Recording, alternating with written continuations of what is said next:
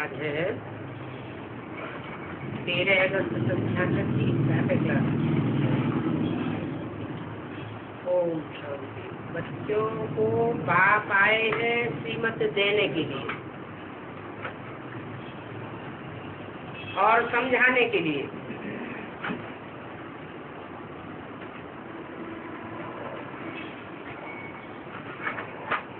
दो बातें, श्रीमत देने के लिए और जो श्रीमत दी है उसे समझाने के लिए। ये तो बच्चे समझ गए हैं कि 10 वर्ष के अंदर ड्रामा अनुसार सारा कार्य होना। कौन सी सच्ची वाणी है? 66 की।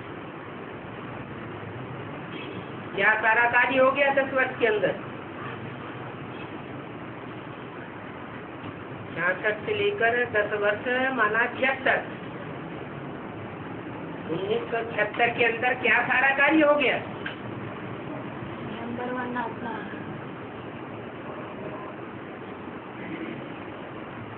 सारा कार्य होना है, बाकी 10 वर्ष रहे हैं। इस रावणपुरी को फिर विष्णुपुरी बनाने में 75 में विष्णुपुरी बन गई क्या? प्रैक्टिकल में तो नहीं बन गई, लेकिन दृढ़ता के आधार पर मन के संकल्पों में कोई आत्माएं तैयार हुई जिनके मानस पटल पर विष्णुपुरी का पक्का खाका खिंच गया। जिसके लिए पहले भी बोलते चले आए, कृष्ण की तीरी पर बहस दिखाते, कृष्ण की लात में नरक दिखाते।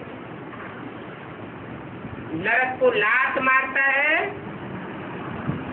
और नई दुनिया को तीरी में लेता है। बाप भी कहते हैं मैं तुम बच्चों को तीरी पर बहस लेकर के आया। तीरी माना हथेली, ये है बुद्धि रूपी हथेली। जरूर कोई आत्माएं थी 75 में जिनकी तीरी पर माना बुद्धि रूपी हथेली में नई दुनिया का पूरा खाका खिंच चुका था।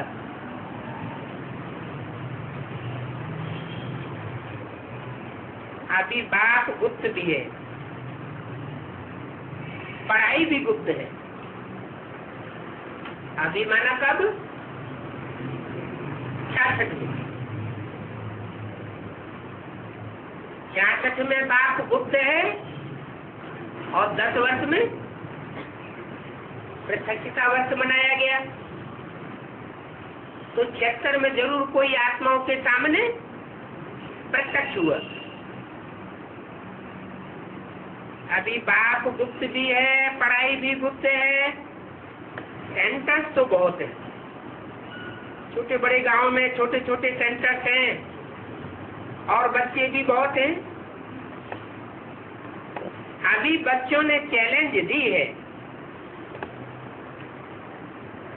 और लिखना भी है। जब कोई लिटरेचर बनाना है तो उसमें तारीख लिखनी है। आज से यानी 1966 से 10 वर्ष के अंदर हम अपने इस भारत को स्वर्ग बना करके छोड़ेंगे।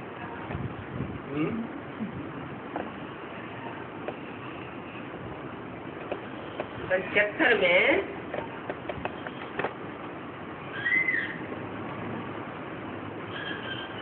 भारत को स्वर्ग बनाने के लिए घोषणा कर दी। तो भारत कोई जड़ के लिए बोला गया, जड़ जमीन के लिए बोला, या उस समय की जो 50-60 करोड़ आत्माएं थी उनके लिए बोला, या उन सारी भारतवासी आत्माओं की प्रतिनिधित्व करने वाली आत्मा के लिए बोला? आत्मा के लिए बोला या उसके शरीर के लिए बोला? आत्मा के लिए बोला। आत्मा सन 76 में ज्ञान की पराकाष्ठा से भरी पूरी हो जाती।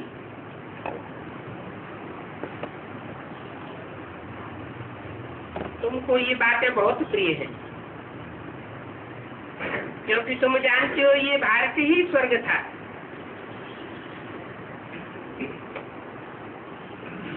उनको 5000 वर्ष हुए। भारत बहुत शानदार था, उनको स्वर्ग कहा जाता था। तुम ब्रह्मा मुखवंशावली को ही ये नॉलेज है क्या? भारत के बारे में 5000 वर्ष पहले क्या था और 10 वर्ष के बाद क्या होगा, ये तुम ब्रह्मा मुखवंशावली की बुद्धि में है। जो ब्रह्मा के मुखवंशावली है उनकी बुद्धि में ये बात नहीं है। इस भारत को श्रीमत पर स्वर्ग जरूर बनाना है।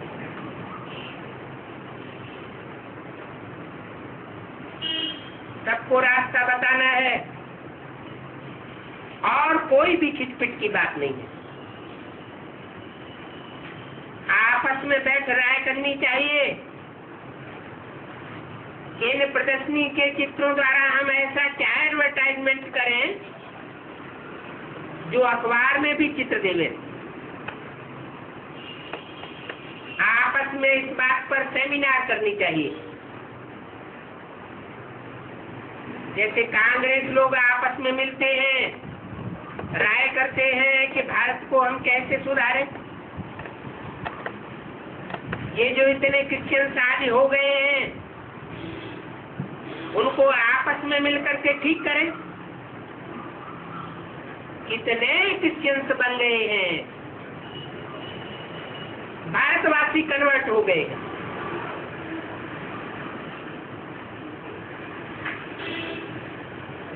भारत में सुख शांति कैसे स्थापन करें?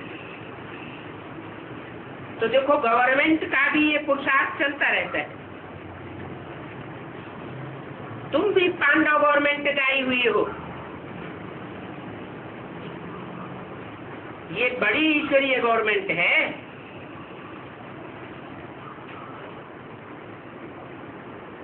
पतित पावन बाप ही पतित बच्चों को बैठे पावन दुनिया का मालिक बनाते हैं।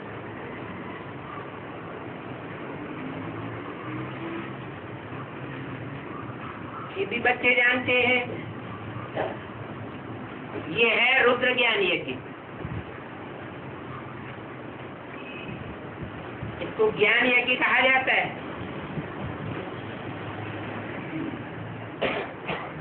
रुद्र कहा जाता है ईश्वर को।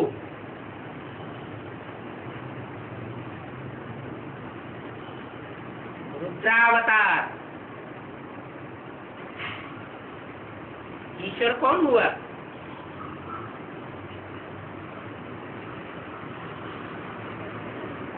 दक्षिण भारत में अष्टदेवों के चित्र दिखाए जाते हैं। उनमें ईश्वर का शंकर का चित्र दिखाया है। वो विनाशकारी बताया जाता है, सारी दुनिया का विनाश कराई देता है। तो रौद्र रूप धारण करने वाला हुआ ना।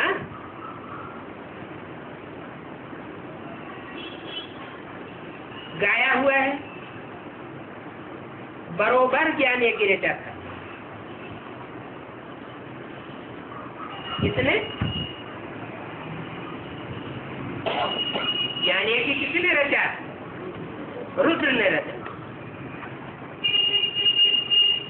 इसलिए बोला व्यक्तवाणी में, यज्ञ के आदि से ही यज्ञ कुंड से विनाश ज्वाला भी प्रज्वलित हुई। जो विनाश ज्वाला प्रज्वलित हुई है आज में, अंत में उसी विनाश ज्वाला को तुम बच्चों को संपन्न करना है।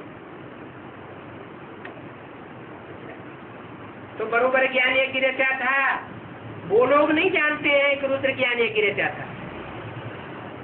कौन लोग? तुम जानते हो कि आज में रुद्र ज्ञान एक गिरचा था। उन्होंने तो टाइम लंबा चौड़ा लगाई दिया। अज्ञान की घोर अंधियारे की नींद में साफ सोए पड़े। अभी तुमको बाप ने जगाया है तो तुमको औरों को भी जगाना है। जो सोए पड़े हैं उनको जगाना है। ड्रामा प्लान अनुसार तुम जानते रहते हो इस समय तक एक एक ने कैसा कैसा पुरुषार्थ किया। जैसा पुरुषार्थ किया था कल पहले वैसा ही अभी भी करते रहते हैं।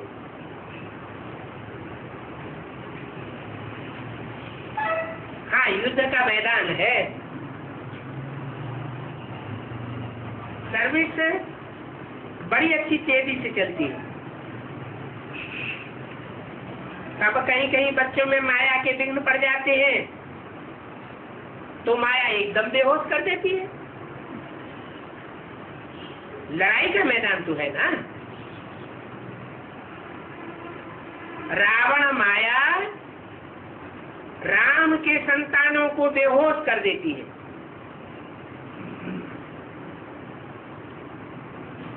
इसके संतानों को, राम के संतानों को।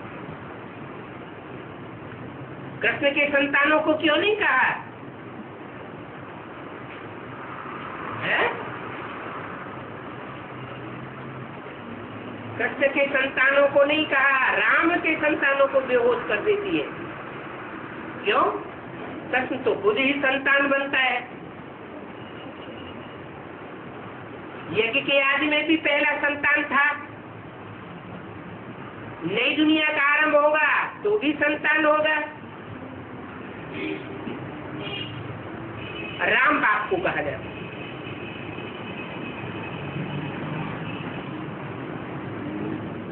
तो राम के संतान को माया बेहोश कर देती है। राम के बच्चे कोई दो नहीं है।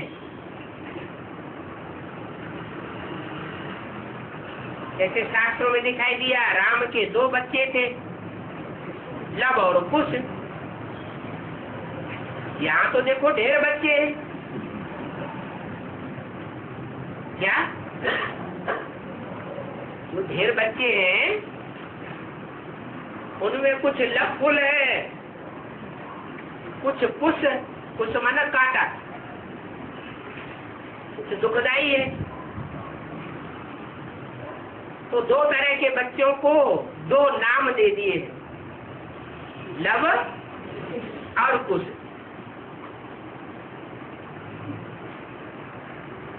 तो देखो ढेर बच्चे हैं।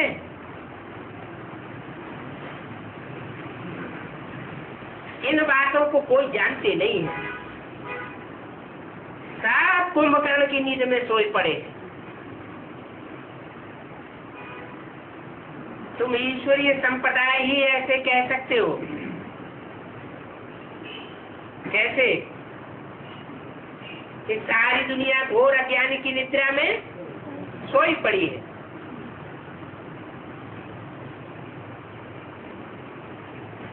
जिनको ज्ञान सूर्य मिला है और जाग उठे हैं वो ही समझेंगे। इसमें एक दो को कहने की भी कोई बात नहीं है।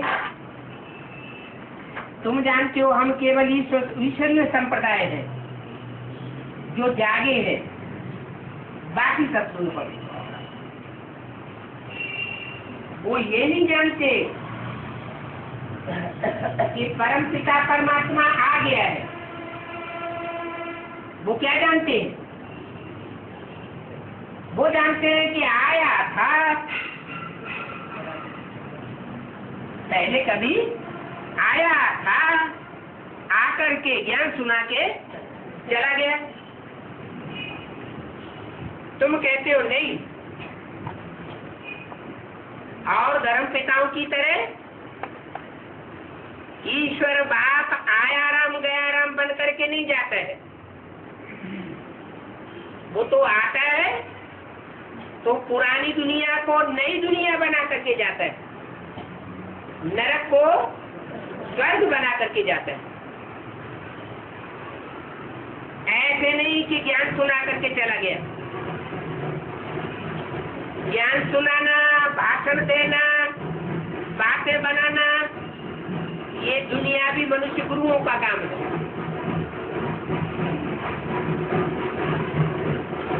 वो बातें बनाकर नहीं जाता है, काम करके जाता है। तो वो आ गया है, कब आ गया है?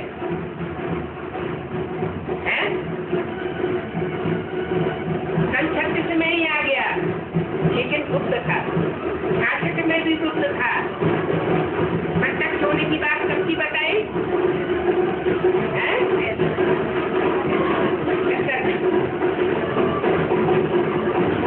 तो हमेशा गुप्त नहीं रहेगा।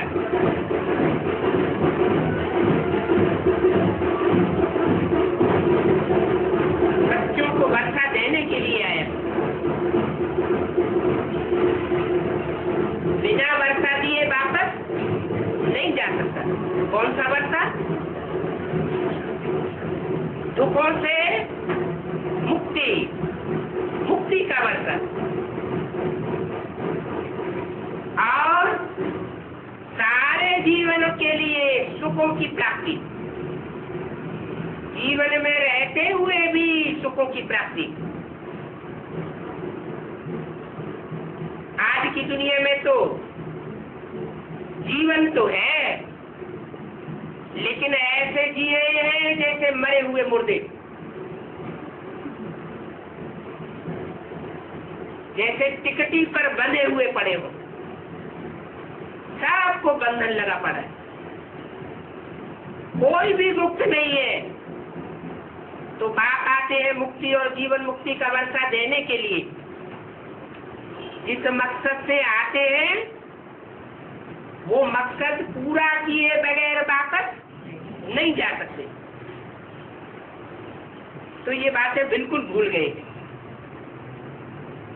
देखो, बाप भारत में ही आते हैं और आकर के भारत को स्वर्ग का मालिक बनाते हैं। भारत स्वर्ग का मालिक था, अभी इस बात में कोई शक नहीं है। परम पिता का भी जन्म होता है। देखो, शिव जयंती भी मनाते हैं, इसका जन्म होता है परम पिता का, जिसका पिता कोई नहीं होता। जरूर उसने आकर के कुछ तो किया होगा ना।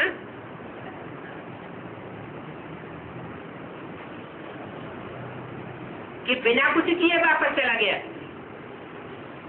बुद्धि कहती है परम पिता आते हैं तो आकर के जरूर स्वर्ग की स्थापना की होगी। ऐसे ही वापस नहीं जा सकता। पहले मन बुद्धि रूपी क्षेत्र में स्वर्ग की स्थापना करता है, फिर वो स्थापना की बातें एडवांस नॉलेज के रूप में वाचा से बाहर आती है। तो पहले होता है मनसा का काम, फिर वाचा का काम, फिर प्रैक्टिकल। तो प्रैक्टिकल पार्टी भी एडवांस में 3 पार्टियां हैं। एक इंस्पिरेटिंग पार्टी जो उमंग उत्साह बढ़ाने वाली है, बच्चों में प्रवेश करती है। और दूसरी वो पार्टी जो प्लानिंग बनाने वाली है, जिनकी मनोबुद्धि रूपी क्षेत्र में नई दुनिया की स्थापना का पूरा खाका खिंच जाता है, प्लानिंग पार्टी। और तीसरी पार्टी है प्रैक्टिकल पार्टी। तो प्रैक्टिकल पार्टी का भी कार्य होना है। ऐसे नहीं कि टीवी पर ही बैठ से लेकर के आया हुआ है तो दिखाता रहेगा, लोग देखते रहो। प्रैक्टिकल स्वर्गीय संगठन बना करके वापस जाएगा। प्रेरणा से थोड़ी ही स्थापना करेंगे। अगर प्रेरणा से ही स्थापना करनी होती तो इस दुनिया में आने की क्या दरकार है? फिर तो ऊपर बैठे बैठे ही प्रेरणा देता रहे, पुरानी दुनिया का विनाश भी हो जाए, नई दुनिया की स्थापना भी हो जाए। यहाँ तो तुम बच्चों को राजयोग सिखाया जाता है। क्या? इन बच्चों को, तुम बच्चों को, जो बच्चे सन्मुख आकर के बैठते हैं, उन बच्चों को राजयोग सिखाया जाता है। उसमें राज भरा हुआ है। याद की यात्रा सिखाई जाती है। क्या? जो भी बच्चे आकर के बैठते हैं बाप के सामने, उनको याद की यात्रा सिखाई जाती है। कैसे? कि आंख खुली रखो। क्या? आंख, जो आंख इंद्रिय है, श्रेष्ठ से श्रेष्ठ ज्ञान इंद्रिय है, वो खुली रखो। आंख बंद नहीं करनी है। माना इंद्रियों से काम भी करते रहो, काम भी करते रहो, लेकिन बुद्धियोग से बंद हो जाता। तो ये राजयोग यहाँ सिखाया जाता है और कहीं नहीं सिखाया जाता। यहाँ माने कहाँ? यहाँ माना कहाँ? जहाँ बाप बैठ करके बच्चों को राजयोग सिखाते हैं, वहाँ राजयोग सिखाया जाता है। इसके अलावा और कोई भी राजयोग नहीं सिखा सकता। अगर कोई कहता है कि हम भी राजयोग सिखाते हैं तो बेवकूफ बना रहा है। वो नरक की दुनिया में कन्वर्ट करके ले जाएगा। क्या? अभी 21 जन्म की बात नहीं है। 21 जन्म में 1, 2, 4 जन्म का घाटा आ सकता है। अभी नरक में इन 21 जन्मों में कन्वर्ट होने की बात नहीं है, लेकिन यहाँ शूटिंग हो जाएगी। क्या शूटिंग हो जाएगी? कि जब 63 जन्मों की दुनिया शुरू होगी, द्वापर कलयुग की, द्वैतवाद की, द्वैतवाद हुआ ना। बाप कहते हैं मेरे सिवाय कोई भी राजयोग मनुष्य मात्र नहीं सिखा सकता। और वो गुरु लोग क्या कहते हैं? हम तुमको राजयोग सिखाएंगे, हमारे पास आओ। अब वो राजयोग सिखाएंगे कि राजभोग खिलाएंगे। वो तो दुनियावी भोग वासना की जो बातें हैं वो ही सिखाएंगे। जैसे और धर्म पिताओं ने सिखाया तो नरक की दुनिया में ढकेल दिए। तो यहाँ शूटिंग हो रही है। बहुत अलर्ट होकर के रहना है। ऐसे न हो कोई देहधारी गुरु के चंबे में फंस जाए और दूसरे धर्म में कन्वर्ट हो जाए। बाद में पता चले अरे हम तो स्वर्ग के देवी देवता बनने के लिए आए थे, ये तो हम दूसरे धर्म में कन्वर्ट होने की शूटिंग कर दी। तो यहाँ बच्चों को राजयोग सिखाया जाता है। और दुनिया में कोई हस्ती नहीं है जो राजयोग सिखा सके।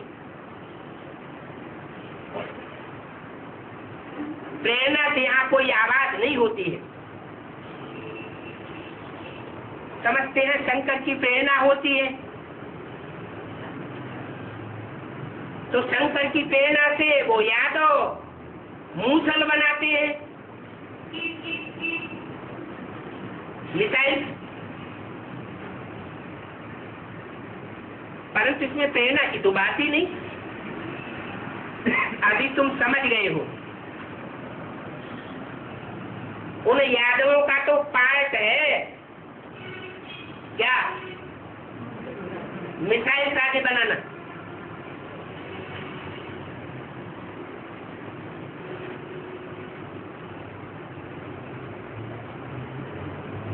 ड्रामा में ये मूसल बनाना नूद है, ये शास्त्रों के अक्षर हैं क्या। यादवों के पेट से, यादवों के बुद्ध रूपी पेट से मूसल निकले, अभी भी निकल रहे हैं।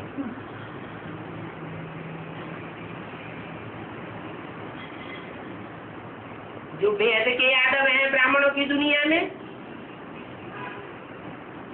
वो भी ग्लानि के बम तैयार कर रहे हैं, मूसल तैयार कर रहे हैं। और जो बाहरी दुनिया के हैं, हद की दुनिया के, वो हद के बम तैयार कर रहे हैं।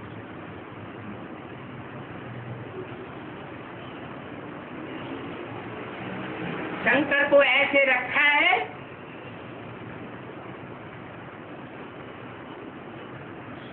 शंकर प्रेरणा से काम कराता है। ऐसे कहने वालों ने शंकर को चित्रों में ऐसे रखा है जैसे रावण को रखा है।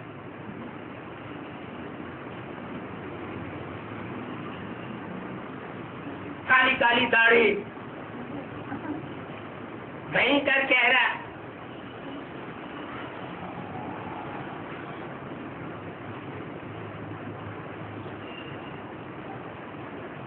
जैसे टीवी में वो दिखाते हैं ना चित्र, जो बच्चे देखते हैं कार्टून, तो दुनिया का सबसे बढ़िया कार्टून बना के रख दिया है।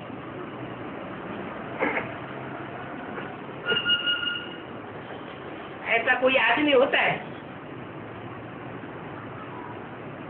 जो 5-5 सांप एक सर के ऊपर, 2 भुजाओं में, एक गले में, एक कमर में चिपका के रखे।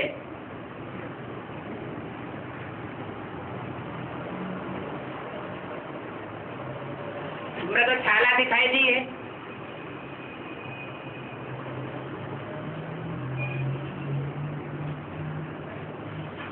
डमरू दिखाई दी है, और देवताओं के बढ़िया बढ़िया वाद्य यंत्र।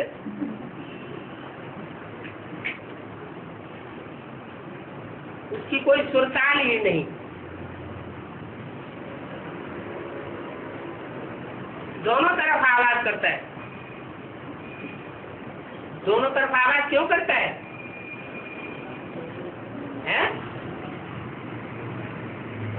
क्योंकि दोनों तरह के बच्चों की पालना करनी है। जब कुछ 2 बच्चे दिखाई है ना,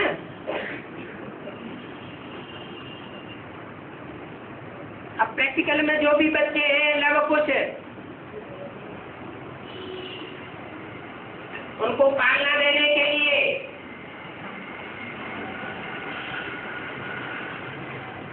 राइट साइड में भी बाजा बजाना पड़े और लेफ्ट साइड में भी बाजा बजाना पड़े।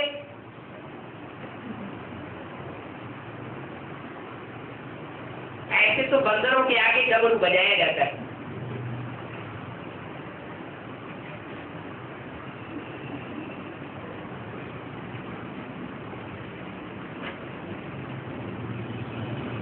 तो डमरू अभी बज रहा है। सन 76 में पहला लिटरेचर निकाला गया था, एडवांस पार्टी का। उसको पहले लिटरेचर का हेडिंग भी दिया गया, शिवका डमरू डम डम बोले, अगम निगम के वेग खोले। तो बताया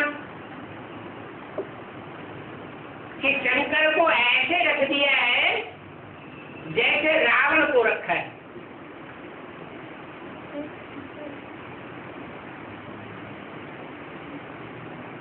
अब शंकर तो सूक्ष्म वतन में है, जिन्होंने रख दिया है वही कहते हैं, क्या कहते हैं, शंकर कहाँ है? शंकर सूक्ष्म वतन में है, वहां से प्रेरणा तो कोई चल नहीं सकती। ड्रामानुसार ये विनाश तो होना जरूर है। तो जो पास हो गया है 5000 वर्ष की दुनिया में, जो पास हो गया है वो फिर जरूर होगा। और यज्ञ के आज में भी जो पास हो गया है, विनाश ज्वाला प्रज्वलित हुई, वो अब फिर संपन्न होगी। तो रिपीटिशन होगा जरूर। तुम गारंटी करते हो कि हम 10 वर्ष के अंदर स्वर्ग की स्थापना करेंगे।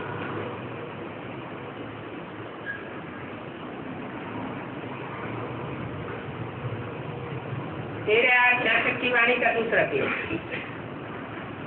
ऐसे स्वर्ग की स्थापना करेंगे जहां एक धर्म होगा।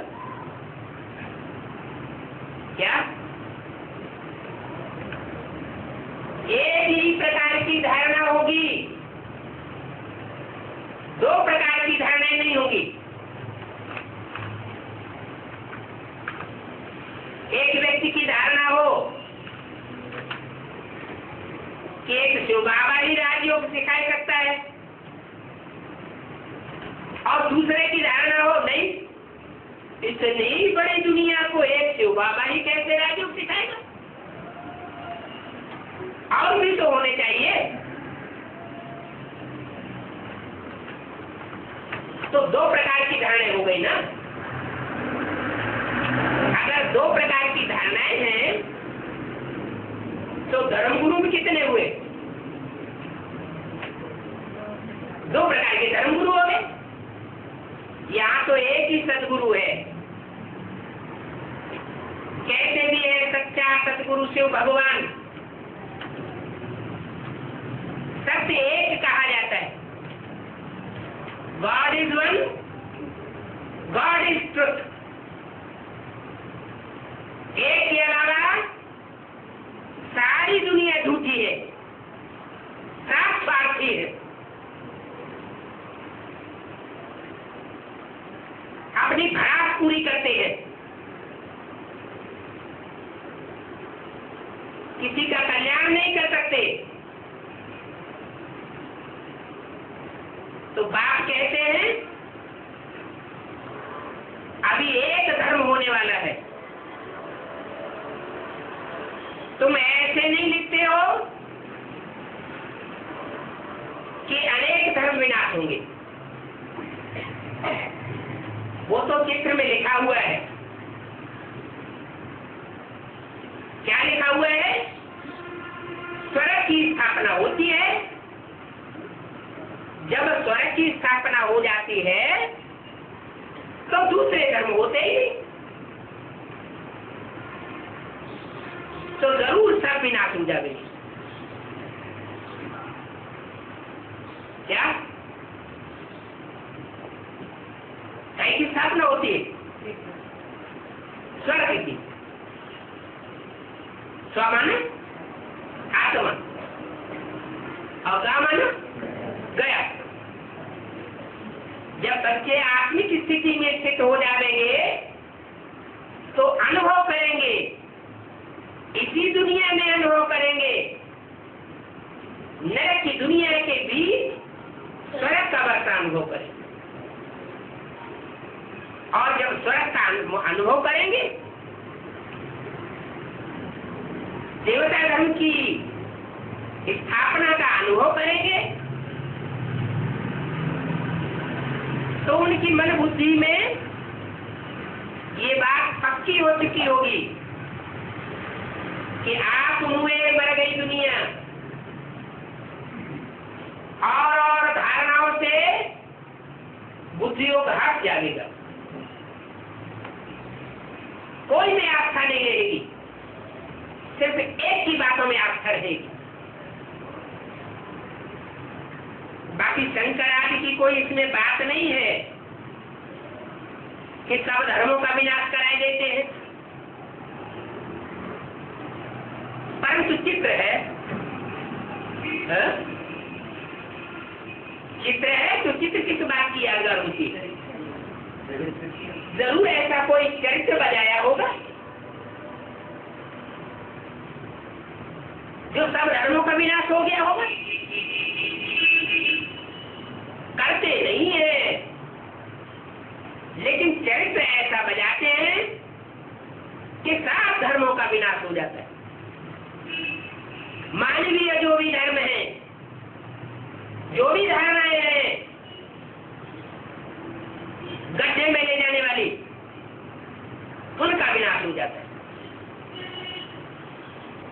गाया हुआ है तो समझाया भी जाता है। ब्रह्मा द्वारा स्थापना, काई स्थापना? ब्रह्मा द्वारा ब्राह्मण धर्म की स्थापना, और इतने से काम पूरा हो गया। ब्रह्मा द्वारा ब्राह्मण धर्म की स्थापना नहीं होती है सिर्फ, ये बात ठीक है। पहले ब्रह्मा द्वारा ब्राह्मण धर्म की स्थापना, नंबरवार ब्राह्मण तैयार होते हैं नौकुरी के, जो पवित्रता को धारण करते हैं।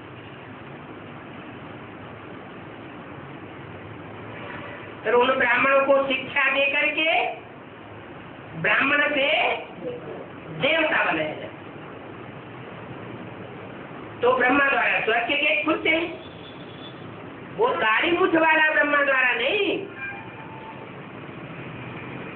वही दाढ़ी मूछ वाला ब्रह्मा शरीर छोड़ने के बाद जब कोई नारी चोली में प्रवेश करता है तो जगदम्बा के रूप में संसार में विख्यात होता है।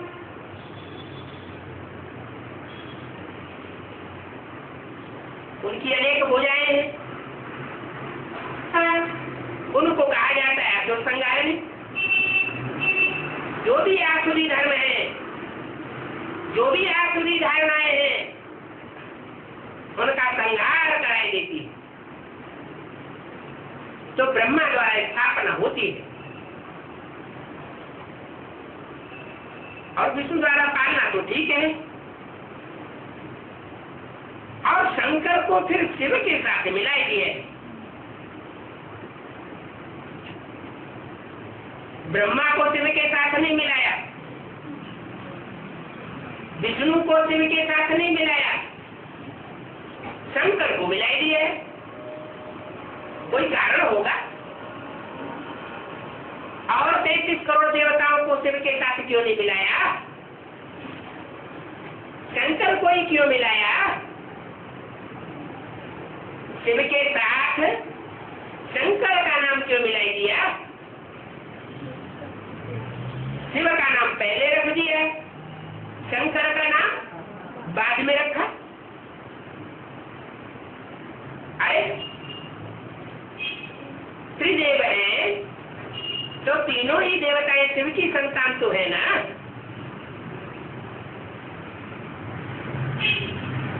लेकिन बड़े बच्चे का नाम गाया जाता है। यहाँ बड़ा किस आधार पर होता है? ज्ञान में बड़ा तो बड़ा कहा जाता है। तो शिवनेत्र शंकर को दिखाया जाता है। शिवनेत्र जो जो शंकर को दिखाया जाता है वो याद की प्रैक्टिस की बात है।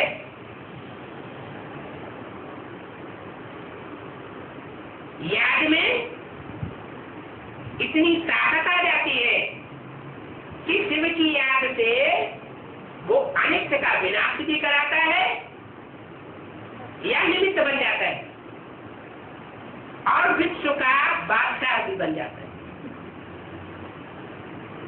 इसलिए गायन है योग बल से विश्व की बात है।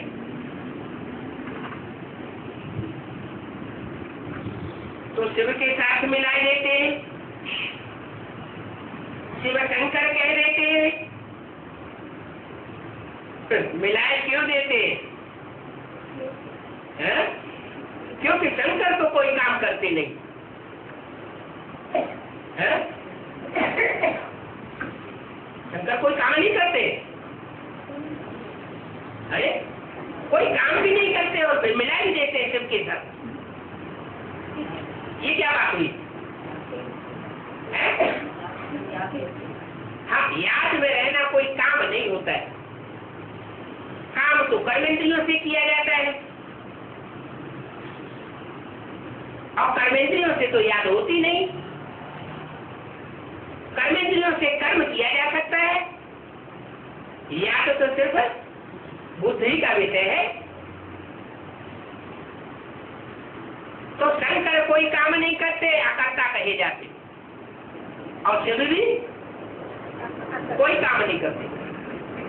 वो काम करते क्या? नहीं करते, ज्ञान ही सुनाते, ज्ञान सुनाते। तो ऐसे क्यों कहा कि शंकर कोई काम नहीं करते? मैंने ज्ञान सुनाने का काम शिव की सोल का है, शंकर की सोल का ज्ञान सुनाने का काम नहीं है। तो शिव से शंकर को मिलाए दिया, परंतु शिव बाबा कहते हैं भले शंकर कोई काम नहीं करते, लेकिन मुझे तो बहुत काम करना पड़ता है। क्या? ऐसे नहीं कि शंकर कोई काम नहीं करते तो मैं भी कोई काम नहीं करता हूं।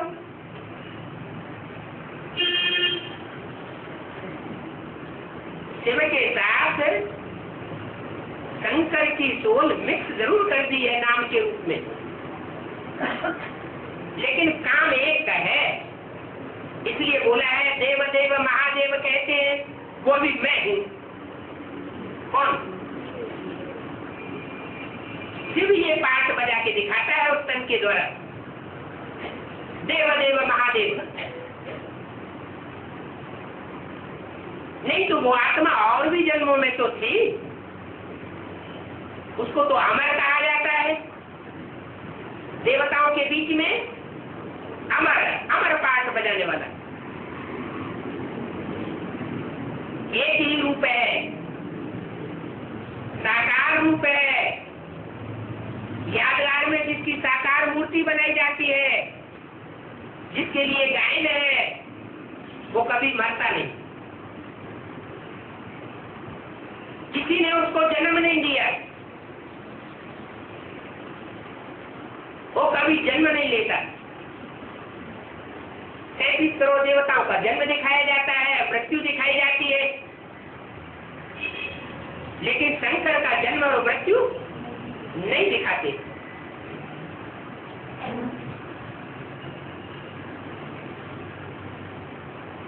बाकी सारा काम शिव का है, शंकर की तो मेरे साथ कोई बात ही नहीं है।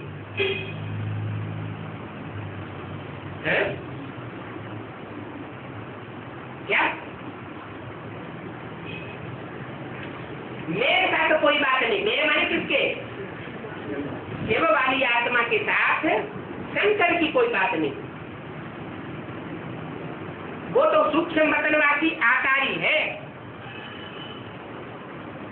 सूक्ष्म मन चिंतन में मस्त रहने वाला है।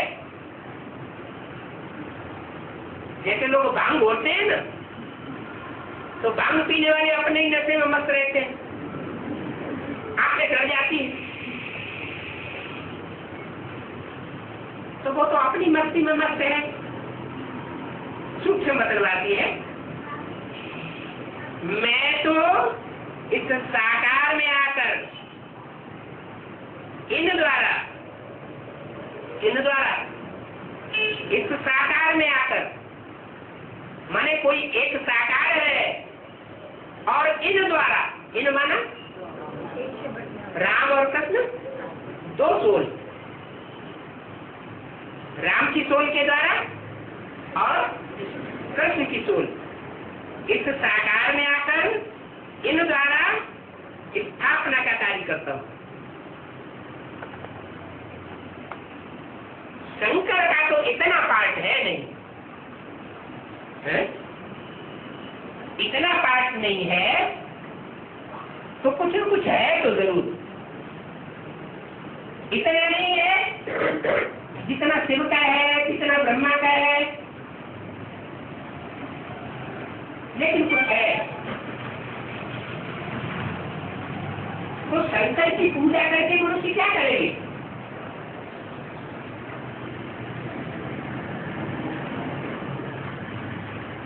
पूछा। जो मंदिर बनाए गए हैं उन मंदिरों में शिवलिंग की पूजा ज्यादा होती है या शंकर की मूर्ति की ज्यादा पूजा हो रही है? शिवलिंग की पूजा गांव में हो रही, विदेशों में भी खुदाइयों में शिवलिंग मिले। शिव की पूजा होती है, शिव परमात्मा नमः कहते हैं। ब्रह्मा भी तो प्रजापिता ठहरा ना। बाकी शंकर के लिए कहते ये धतूरा खाते थे। जहाँ जहाँ शिव के मंदिर होते हैं वहाँ आसपास धतूरे के पौधे भी होते हैं। वो इतना नशीला होता है कि 10-5 पत्ते रात में खा करके सो जाओ तो सवेरे को कपड़े वपड़े सब उतार के पागलों की तरह घूमते फिरते। और उसका जो फल होता है, जो शिव पर चढ़ाया जाता है, उसके बीज तो बहुत ही नशीले होते हैं। तो शंकर के लिए कहते हैं ये धतूरा खाते थे। जो धतूरे का फल होता है वो जब पक जाता है तो उसके अंदर बीज काले काले रंग के होते हैं और बहुत नशीले होते हैं।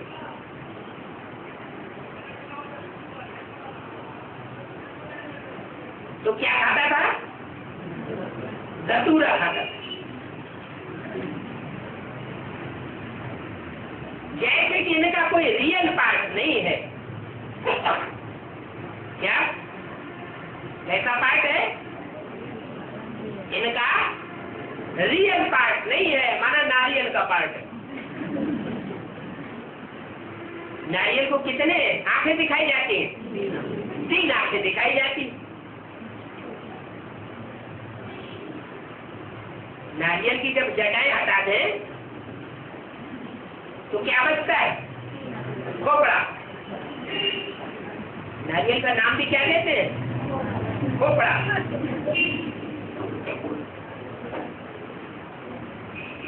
शिव के मंदिर में या देवी के मंदिर में जब जाते हैं तो नारियल को ले जाते हैं, क्या करते हैं? दांत से फोड़ते हैं।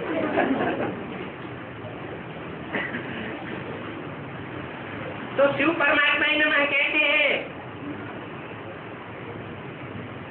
इनका कोई रियल पार्ट नहीं है। धतूरा खाया, भंग पीते थे, क्या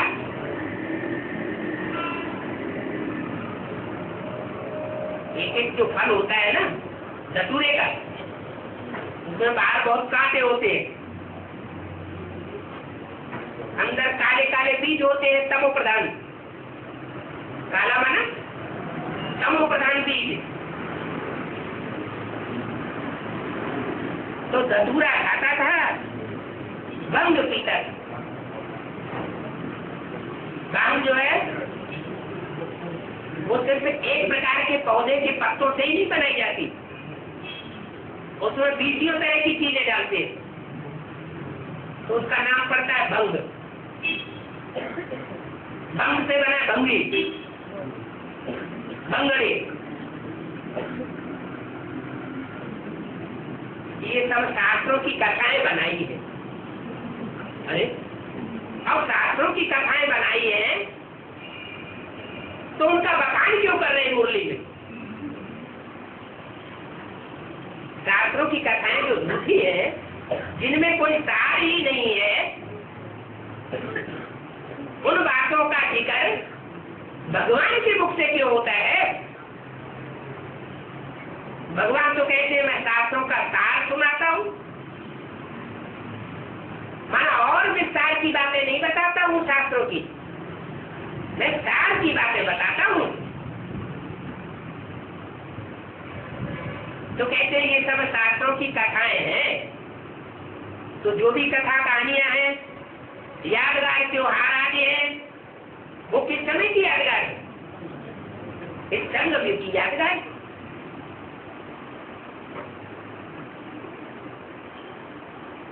अब तुमको समझ में आता है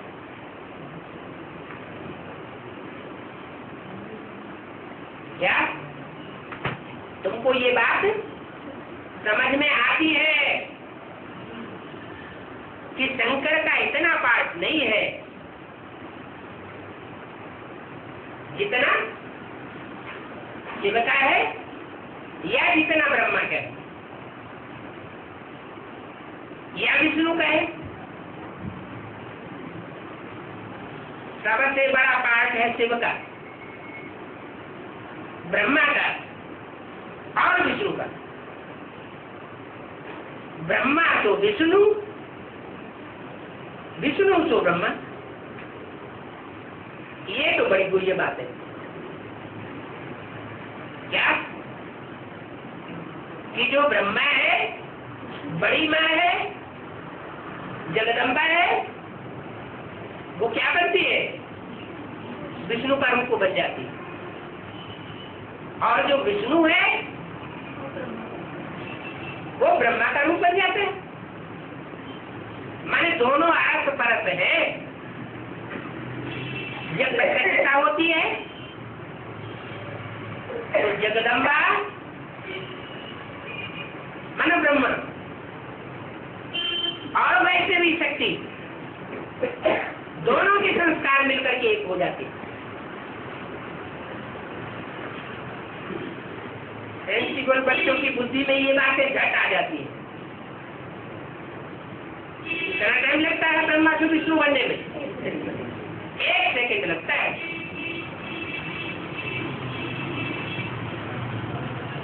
तो ब्राह्मण बच्चों को भी देवता बनने में कितना टाइम लगेगा? 1 सेकंड। तो दैवी संप्रदाय तो बनना ही है, एक ही बात नहीं है। इन बातों को तुम बच्चे समझते हो। दुनिया में एक भी मनुष्य नहीं है जो समझे। बड़े लक्ष्मी नारायण का, विष्णु की पूजा भी करते हैं, परंतु उनको ये पता नहीं है कि विष्णु फिर लक्ष्मी नारायण बनते हैं। विष्णु के 2 रूप लक्ष्मी नारायण है। वो क्या समझते हैं इसका? विष्णु के 2 रूप माने एक लक्ष्मी एक नारायण, लेकिन नहीं। विष्णु के 2 रूप माना राम का जन्म दिखाते हैं शास्त्रों में, तो भी कहते हैं विष्णु ने अवतार लिया। और कृष्ण का जन्म दिखाते हैं तो भी क्या कहते हैं? विष्णु का अवतार, विष्णु ने कृष्ण का रूप धारण किया। तो राम कृष्ण और उनकी सहयोगिनी शक्तियां, ये चारों आत्माओं का जो संस्कार स्वभाव का मिश्रण है, एक ही कार होना है, वही विष्णु के रूप में प्रत्यक्ष होते हैं। तो दो रूप लक्ष्मी नारायण है विष्णु के। इसलिए त्रिमूर्ति के चित्र में जो पुराना चित्र बाबा ने बनवाया था साक्षात्कार से, उसमें हिंदी के चित्र में नीचे लिखा हुआ है लक्ष्मी नारायण और राम सीता, चार आत्माओं का नाम दिया हुआ है। बाद में संख्यातक में ही गुजराती में और अंग्रेजी में जो चित्र छपाए गए, उनमें से वो शब्द राम सीता का हटा दिया गया, सिर्फ लक्ष्मी नारायण रह गए, क्योंकि उनकी बुद्धि में यही था कि एक ही पेड़ है जो विष्णु का रूप है। तो विष्णु के दो रूप लक्ष्मी नारायण हैं जो नई दुनिया में राज्य करते थे। बाकी चार भुजा वाला कोई मनुष्य नहीं होता है। ये चार भुजाएं तो सहयोगी की निशानी है। किसकी सहयोगी है? शिव की सहयोगी। भुजाएं हैं तो भुजाओं को चलाने वाला भी जरूर कोई होगा। चार भुजाएं दिखाई गई है तो चार भुजाओं को चलाने वाला कौन? शिव, शिव बिंदु, जिसको कहते हैं शिव शंकर। और चार आत्माएं कौन? भुजाओं के रूप में है।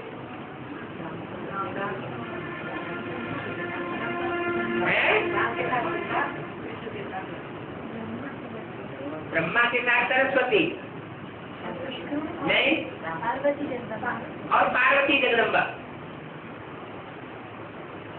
ये चार आत्माएं चार भुजाओं के रूप में है। इन चार भुजाओं को संचालन करता प्रैक्टिकल में शिव शंकर भोलेनाथ।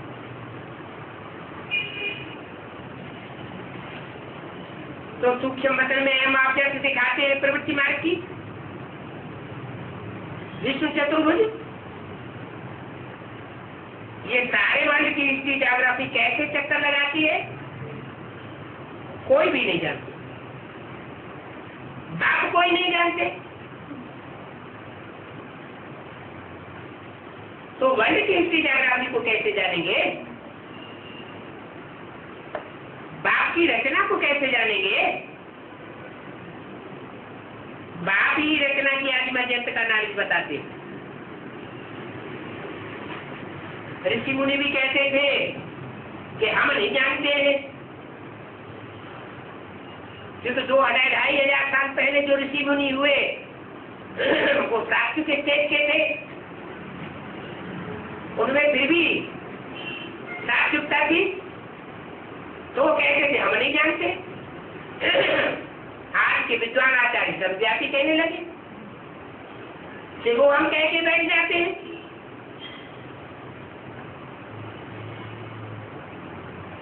तो प्राचीन ऋषि मुनि कहते थे, लेकिन हम उसके आदिमध्यंत को नहीं जानते, क्योंकि बाप को जान गए तो रचना के आदिमध्यंत को भी जान गए।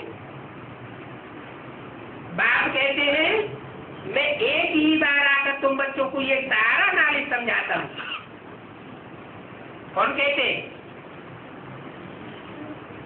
सारा नॉलेज एक ही बार आकर के समझाता हूं। कौन कहते? बाप कहते। अम्मा नहीं कहती, माने अम्मा के रूप में नहीं कहते हैं कि मैं सारी नॉलेज एक ही बार एक ही रूप में समझाता हूं। मैं एक ही हूं जो बाप के रूप में भी हूँ, टीचर के रूप में भी समझाता हूँ और सदगुरु का भी पाठ बजाता हूँ। वो एक ही रूप है, दूसरा कोई प्रैक्टिकल रूप नहीं है।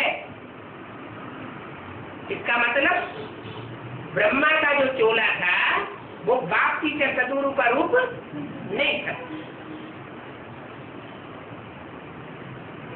तुम्हें सारी नॉलेज एक ही बार आकर के समझाता हूं, फिर आता ही नहीं। एक बार समझा के जाता हूं, फिर आता नहीं हूं, तो बाद में कोई कैसे समझा देगा? रचना के आदि पर्यंत का न देवताएं जानते हैं, न क्षत्रिय जानते हैं, न द्वापर युग में जो ऋषि मुनि हुए हैं वो जानते हैं, और आज के कलियुगी दुनिया के तामसी मनुष्य तो कैसे जानेंगे? वो तो और ही शास्त्रों के उल्टे पलटे इंटरप्रिटेशन कर देते हैं। बाप कहते हैं मैं स्वयं आता हूं और सिवाय संगम युग के कभी आता भी नहीं। बल गीता में लिख देते संभवामि युगे युगे कि मैं हर युग में आता हूं, वो झूठी बात। मैं तो सिर्फ पुरुषोत्तम संगम युग पर आता हूं और उस पुरुषोत्तम संगम युग की यादगार, शूटिंग पीरियड की यादगार शास्त्रों में लिखी थी कि मैं हर युग की शूटिंग में अंत में आता हूं। ओम शांति।